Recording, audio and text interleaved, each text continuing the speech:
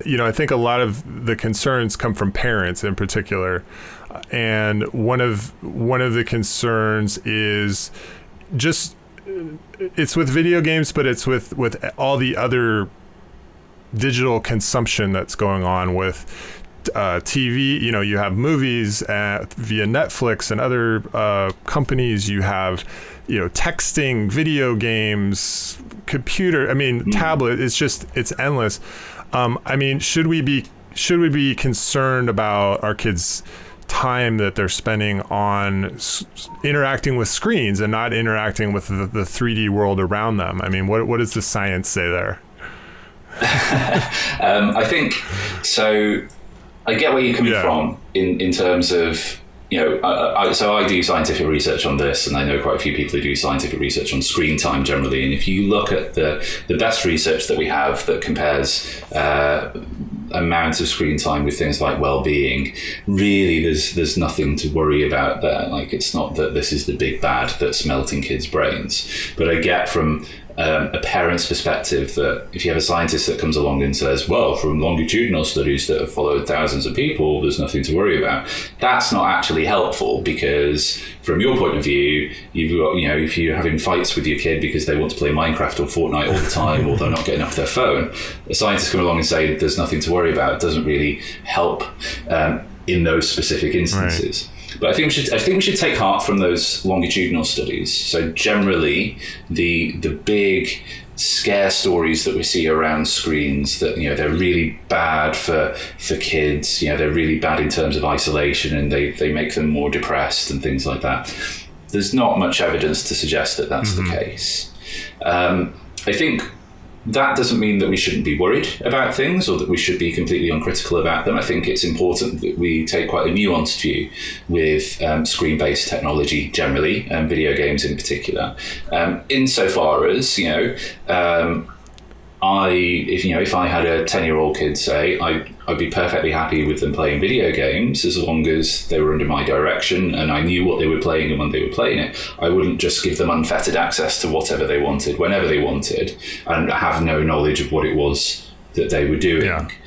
In the same way that I wouldn't do that with a movie. So, I talk to parents about this quite a lot, and they say, the games are just bad for kids, right? And you end up moving the conversation down to, well, would you let your 10-year-old kid watch an 18-rated movie? And of course the answer to that is no. I'd never even dream of doing that. Then you go, well, why would you let your 10-year-old kid play Call of Duty then? Because that's got a mature rating. It's not aimed at that age demographic. Yeah. But for some reason, sometimes we have a blind spot on video games. They're seen as a childish thing, therefore it doesn't matter. Like the age ratings on them, you can ignore those. So I think these sorts of issues around parental worries, around tech generally, video games specifically, really boil down to understanding what it is that kids are doing and why they're doing it and what they want to do in these virtual worlds. So I think that's a really difficult task for parents who maybe haven't grown up playing video games, because the thing to do there really is to get involved in that thing that your kid's doing and play games with them and get to know games generally, so that when your 10-year-old comes along and says, can I have Call of Duty? The answer just isn't no. The answer's no because, and it's followed up with, why don't you think about this game instead, which is actually much better than Call of Duty, like Minecraft, say. And you can have a much more productive conversation about it. I think we're seeing increasingly a generation of parents who did grow up with video games who are having those sorts of conversations, which is great. But I get that it's really, really hard for parents who maybe weren't in that position when they were younger. Yeah. I think things like, very often people who are worried about tech and don't really have much experience or interest in it will often want to default to wanting some sort of guidance on, say, a time limit on them. So they would want an advisory body to say, your 5-year-old should have no more than X hours of screen time per day, 2 hours per day, so that they can use that sort of rule in perhaps an authoritarian way.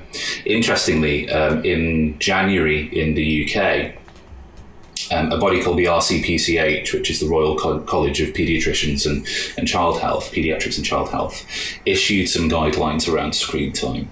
And they were really good, actually. They were talking about the sorts of things that I've already talked about. So they were encouraging things like, making sure that you have dinners around the dinner table, and, putting the phone away when you're having that kind of social time with your family, talking about video game use, getting involved in video game use with your kids. And what they didn't have in there at all was any form of time limit suggestion. And actually, at the time, a lot of parent groups and teacher groups were really annoyed with that, because they were like, why are they being so weak about it? Why are they not being heavy-handed and saying no more than 2 hours per day? And the reason for that is that there's zero evidence to suggest that anything like a limit works. We have some evidence, actually, that it spectacularly doesn't work. So in South Korea, for instance, there was something known as the shutdown law, which was enacted in 2011 to try and stop teenagers from playing on the internet overnight. So there was a curfew between the hours of midnight and 6 a.m. because there's a worry that teenagers weren't getting enough sleep. That law had the effect of actually increasing the amount of time that kids played online games during the day. They just shifted it to earlier in the day. And the net effect on sleep was that they were getting on average about 1.5 minutes more sleep per day. So it just didn't work because there wasn't any evidence for it. So there is some emerging evidence. It's really, really kind of early stuff, but some emerging evidence that suggests that, rather than thinking about things like time limits and trying to impose those in a relatively authoritarian way in the household, trying to engage with kids collaboratively about their tech use and how and why they're using things is probably the way to go. So there's some evidence that if you try and do that and say, I think or I feel that this isn't a good thing because of X, Y, Z, how do you feel about it? How would you feel about me saying that you couldn't have it for more than an hour or blah, blah, blah? What you tend to find, some studies that have done that sort of thing, and what they've shown is that you tend to find that kids will still rebel. They'll still do stuff that you don't want them to do anyway because they're kids, but they're less likely to hide their tech use. And I think that's the important thing. You really don't want to get into a situation where kids are hiding what they're doing online from their parents so that they don't even know that they're online. And that's where there's sort of real cause for concern, I think.